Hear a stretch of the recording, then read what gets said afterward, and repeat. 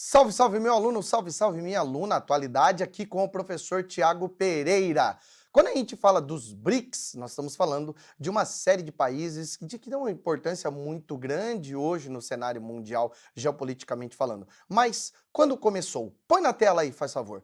A expressão BRICS começou quando então esse senhor que você está vendo aí, ó, o Jim O'Neill, quando ele era então responsável pelo setor de economia do Goldman Sachs, foi lá e criou um estudo, nesse estudo chamado Building Better Global Economic BRICS, ele acaba então criando a ideia de que, olha, quais são os países que nós podemos investir? E é claro, a ideia do BRIC aqui, ó, que se for para falar em inglês, seria a palavra brick, que significa tijolo. Você lembrou de uma música, né? Another brick in the wall. Claro que automaticamente a gente está falando de quem? Da banda Pink Floyd? Não, nós estamos falando aqui de economias que têm muito a oferecer para aqueles que querem investir. É aí que então Jim O'Neill foi lá e pensou em países emergentes, países que têm uma série de recursos naturais muito importantes. Suas democracias são, de certa maneira, são até que consolidadas e que, não todos os países, é claro, mas esquece aí alguns desses países que a gente vai ver aí que tem um que não tem muito democracia. Mas, economicamente falando, eles são muito promissores. E aí, então, lá em 2006, surge a expressão brick, mas brick não aí de tijolo, como diz a música do Pink Floyd, Another Brick in the Wall. Aí você já ouviu um pedacinho dela, né? É isso aí. Não, não é esse brick, não. Nós estamos falando de Brasil, Rússia, Índia e China. Mas, Thiago, a sigla é BRICS, é claro, porque em 2011 entrou quem? Entrou aí a África do Sul. Mas o F é de quê? De South Africa. Mais recentemente, a gente está falando aí agora de 2023, lá no dia 24 de agosto de 2023, na 15ª cúpula dos BRICS, os países então resolveram atender a um pedido importante. Qual pedido importante? Tem mais países que querem aderir a esse grupo, que não é um bloco econômico, não é simplesmente aí uma união alfandegária, mas é o que então? Do que nós estamos falando?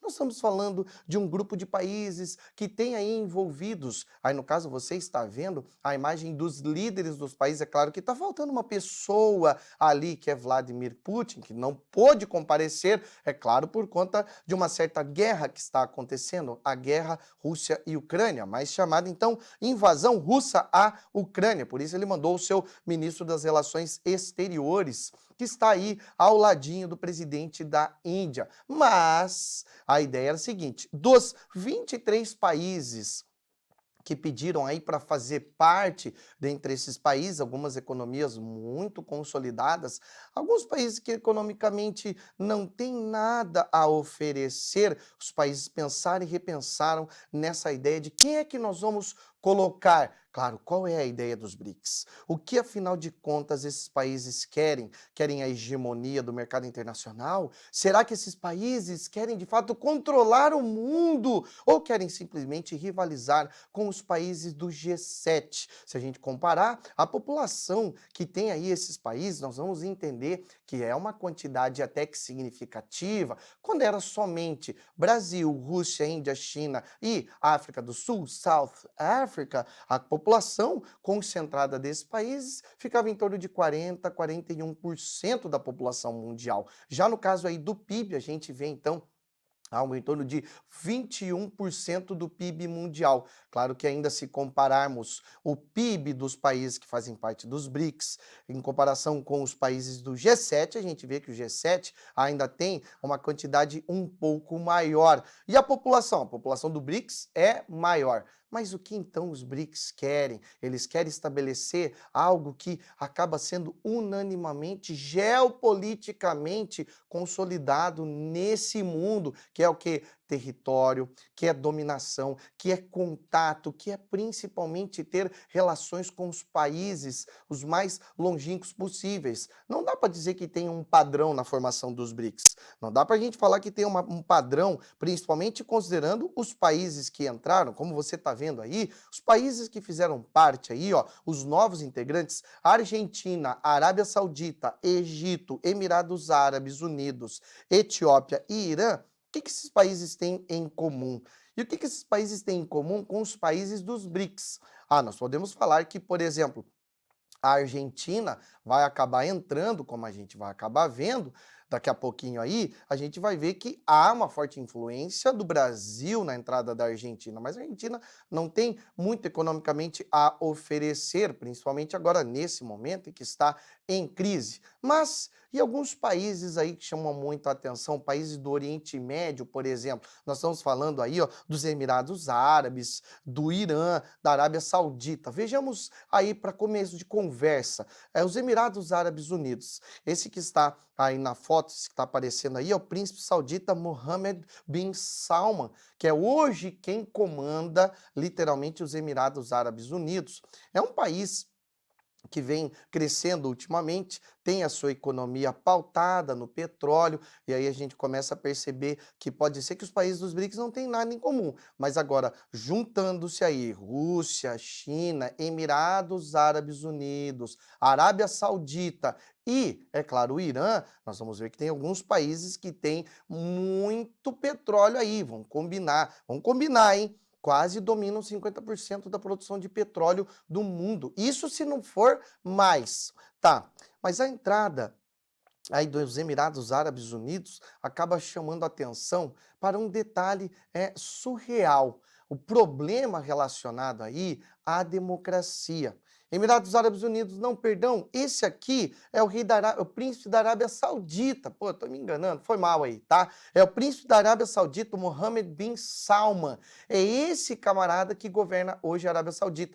E por que ele está enfiado em controvérsias? Porque principalmente órgãos como a Anistia Internacional têm dito aí que ele vem se relacionando a problemas vinculados aí à falta de liberdades, falta de democracia. Até mesmo algumas instituições costumam classificar os países em relação à liberdade. Países que existe liberdade, países que não existe a liberdade. E no caso aí, a Arábia Saudita acaba sendo um deles. A Argentina, como eu falei para você, a Argentina teve aí o peso do presidente Luiz Inácio Lula da Silva, que é claro, é um player muito importante aí dos BRICS, por conta dos seus aspectos econômicos, a sua influência internacional. Por isso, então, a Argentina, que infelizmente é um país que vem passando por problemas econômicos, acabou entrando aí.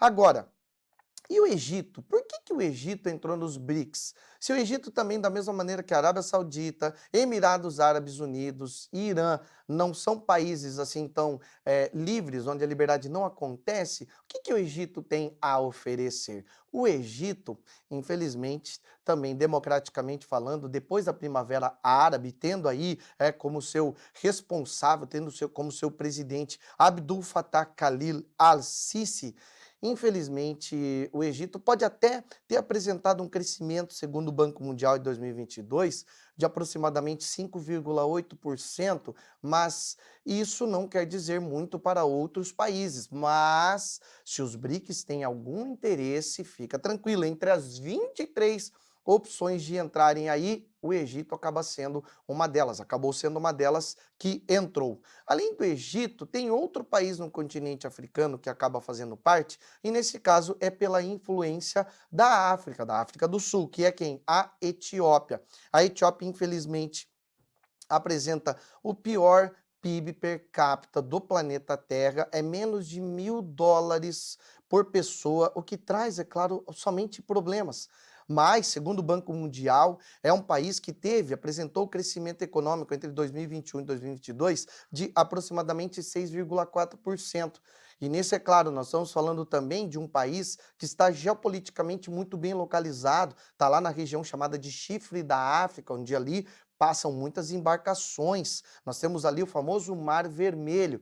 E ó, já começo a ver aí, já começo a olhar para esse tabuleiro enorme de xadrez chamado planeta Terra e já começo a ver o que é que os BRICS querem. Taticamente falando, eles querem estar em todos os continentes do planeta Terra. E agora, não apenas um país, como nós estamos vendo. A América do Sul tem 2 países. No continente africano tem 3 países. Lá na Península Arábica vai ter agora 2 países.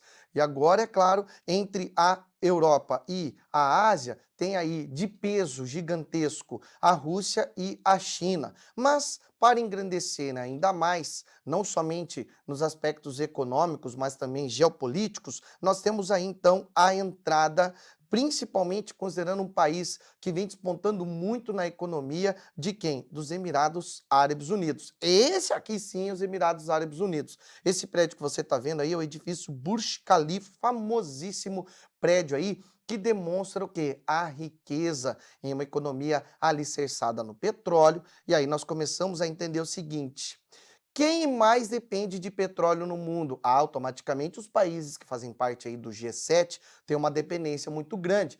Mas, Thiago, agora com esse negócio de economia limpa, de não usar mais combustíveis fósseis, como é que esses países vão fazer? Eles vão rivalizar? Vai ser também uma guerra ambiental? De um lado, nós teremos países com os seus aspectos, os seus combustíveis completamente limpos, e do outro lado, países que poluem, países que usam petróleo. Olha, eu tenho que dizer para você que não vai ser tão cedo assim que os países do G7 vão simplesmente se livrar dos combustíveis fósseis. Vai demorar um tempo e isso ainda vai ter um peso danado nesse ordenamento geopolítico do planeta Terra, certo? Além de Emirados Árabes Unidos, nós temos também um país bastante controverso, que é o Irã. Controverso em relação a quê? Se você acompanhou aí as nossas aulas de atualidades, você deve ter visto que a gente falou de alguns casos em que, principalmente, a questão religiosa ainda, o Irã dos ayatolás,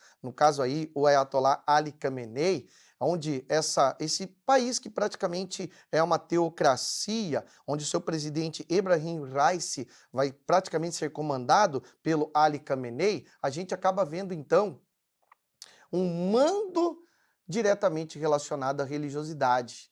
E aí, como que um país que não respeita aí as garantias individuais dos direitos civis, e países, no caso do Irã, um país que recentemente acabou enfrentando aí a ira da comunidade internacional, principalmente lá no caso da jovem Mahsa Amini, que acabou sendo morta, acabou sendo assassinada por não ter usado o hijab direitinho. Como que o Irã faz parte? De que maneira os países aí que fazem parte dos BRICS aceitaram a entrada do Irã?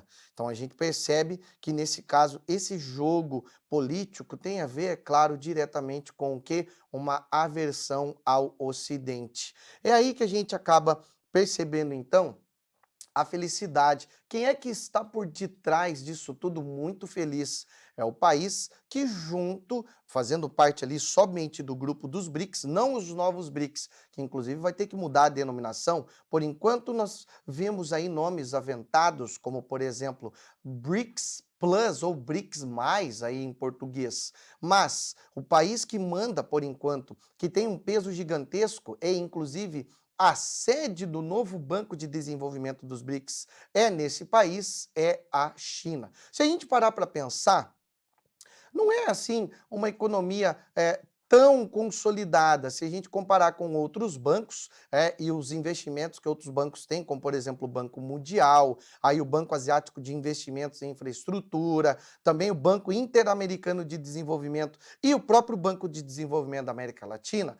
O montante que os BRICS reúnem não é tão grande assim, mas agora, com um aumento significativo, principalmente por conta de alguns países que têm a sua economia pautada no petróleo, isso pode aumentar consideravelmente. E é aí que então esse camarada vai ficar muito mais do que feliz da vida. É mesmo, é a China que vai acabar ganhando muito com isso, não apenas a China. Espera-se que os outros países também acabem ganhando. Agora, olha que interessante, olha o que nós temos aí. Para esses países entrarem, não foi bem assim essa decisão. Matheus, solta o vídeo 1 para nós, por favor.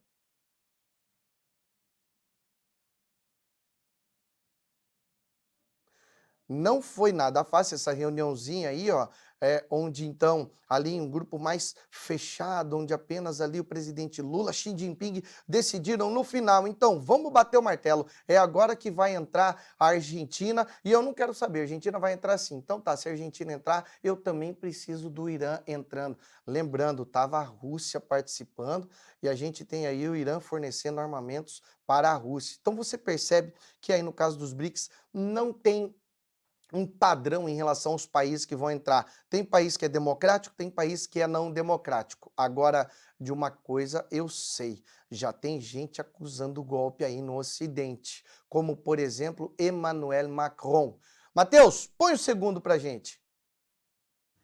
E Olha a em cara do contestação. Macron indignado com a situação em que esses países acabam agitando, acabam rivalizando diretamente o grupo ao qual a França faz parte, o G7. Emmanuel Macron deu aí uma declaração fortíssima, dizendo que onde é que os BRICS querem chegar, o que, que eles querem, afinal de contas, querem simplesmente rivalizar?